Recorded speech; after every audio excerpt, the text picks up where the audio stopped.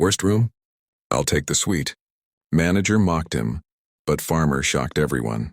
The grand lobby of the Willowbrook Hotel buzzed with chatter, the clinking of glasses, and the soft hum of the evening orchestra. At the center of it all, an 80-year-old farmer named Samuel shuffled in, leaning heavily on his cane. His skin was dark, weathered from decades under the sun, and his eyes held a quiet wisdom that seemed to make the chaos around him fade.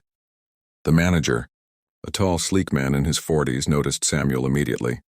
"Ah, yes," he said, his voice dripping with condescension. "We have rooms for everyone, but I'm afraid the finest suites are reserved for those who, well, can afford them." He gave a mocking smile. Samuel merely smiled back, a twinkle in his eye. "I'll take the suite," he said simply. The manager chuckled loud enough for the nearby guests to hear. "The suite?" he scoffed. "At your age, with your situation, surely the worst room will do." A ripple of laughter spread through the lobby. Samuel's smile didn't falter. He slowly handed over his modest envelope of payment. "I'm here to rest, not to impress," he said. "The suite, please." The manager waved a hand dismissively, expecting Samuel to be shooed away, humiliated. But instead, the concierge quietly escorted him upstairs.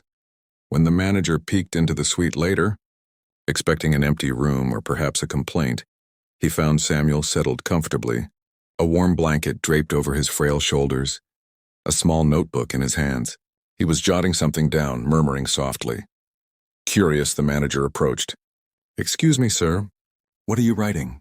Samuel looked up, his eyes calm but fierce. "I keep track of the people I meet, the kindness I witness, the small joys I find.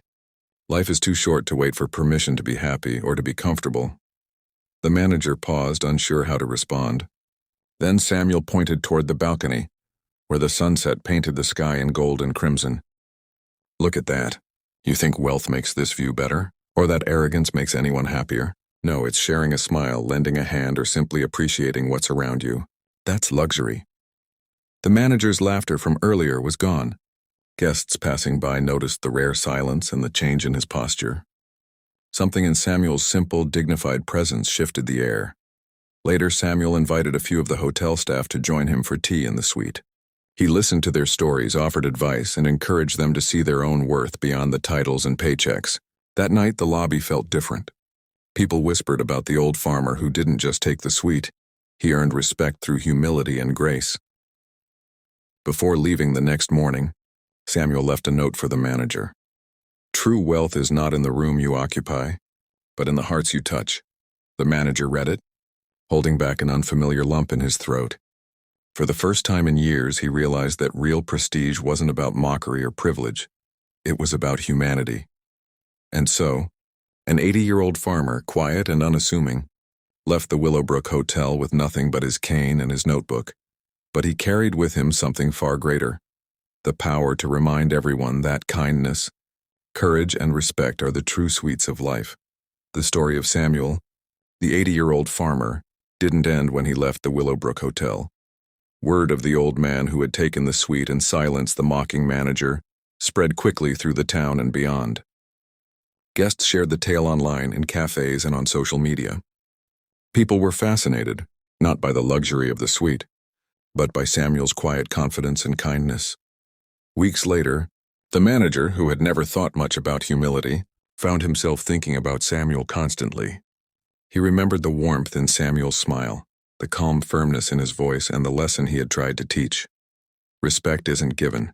It's earned through actions, not status. The manager began to make small changes in the hotel. He greeted guests with more warmth, listened more attentively, and even offered assistance to the staff in ways he never had before. Meanwhile, Samuel returned to his small farm, tending his crops and caring for his animals, still noting little moments of kindness in his notebook. But something had changed within him too. He realized that his story had inspired others, not because of his wealth, his age, or the suite he had taken, but because he dared to act with dignity in the face of mockery. One evening, Samuel received a letter from the hotel. Inside was a simple card, handwritten. "Dear Samuel, your presence has transformed this hotel.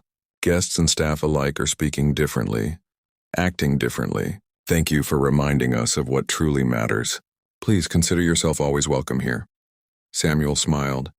He tucked the letter into his notebook and whispered to himself.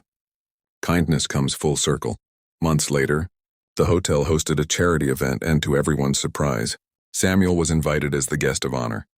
The same manager who had mocked him now shook his hand sincerely without a hint of past arrogance. "You showed me what life is truly about," he said. Samuel looked around the room filled with laughter, conversations, and genuine warmth. "It's simple," he said to the crowd. "Every act of kindness is a sweet in someone's life. We don't need to wait for luxury or recognition to make a difference. We just need to act." From that day forward, the Willowbrook Hotel became known not just for its luxury, but for the culture of compassion and respect Samuel's quiet courage had inspired. And for the manager, the staff, and the guests, the lesson lingered. Sometimes the simplest, most selfless acts can shake the world around us and leave a legacy far greater than any sweet or fortune ever could.